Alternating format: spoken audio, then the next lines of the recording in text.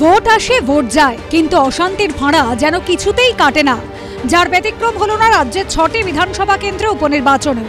বিক্ষোভের মুখে পড়লেন বিজেপি প্রার্থী। ভেঙে চুরমার হলো গাড়ির কাজ, উঠল স্লোগান। লাঠি উঁচিয়ে জনতাকে ছত্রভঙ্গ করল পুলিশ। সব মিলিয়ে উপনির্বাচন ঘিরে দিনভর উত্তপ্ত রইল আলিপুরদুয়ারে বাদারিহাট।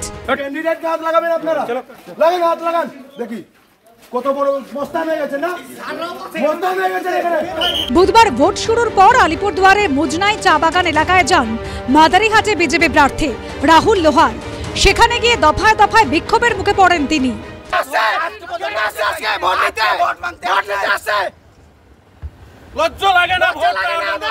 গাড়ি আটকে চলে বিক্ষোভ, পাথর ছুঁড়ে ভেঙে দেওয়া হয় গাড়ির কাজ।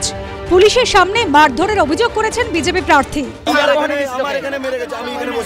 বিজেপি প্রার্থী রাহুল লোহার মুজনাই চা বাগানে আসতে পড়তে আমরা দেখতে পাচ্ছি বিক্ষোভের মুখে পড়েছেন রীতিমতো।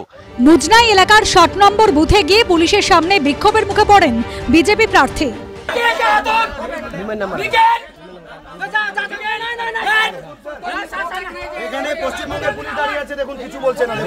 পুলিশের সঙ্গে বাদানুবাদেও জড়িয়ে পড়েন বিজেপি প্রার্থী। বিজেপির অভিযোগ, মাদারিহাট বিধানসভার 5টি বুথে তাদের এজেন্টদের বসতে দেওয়া হয়নি। অভিযোগ অস্বীকার করেছে তৃণমূল। मेरे को बोला जो तू इसी प्रकार निकल जाओ, तू यहाँ रहेगा तो तुम्हारा कुछ अटैक हो सकता है। इसलिए मैं अपना जान बचाने के लिए हमारा टीम के साथ दिया।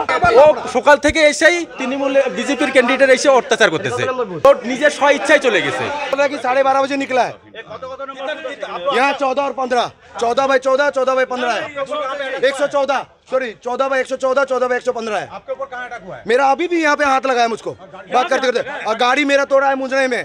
मेरा इतना बड़ा बड़ा पत्थर मेरा ऊपर अटैक किया है। इन लोग वोट करना चाहता है, इन लोग वोट लूट करना चाहता है। এই অভিযোগটা একদম ভিত্তিহীন অভিযোগ। যদি তৃণমূল কংগ্রেসের উপরে অভিযোগ করে কথা থাকে তাহলে এটা ভিত্তিহীন।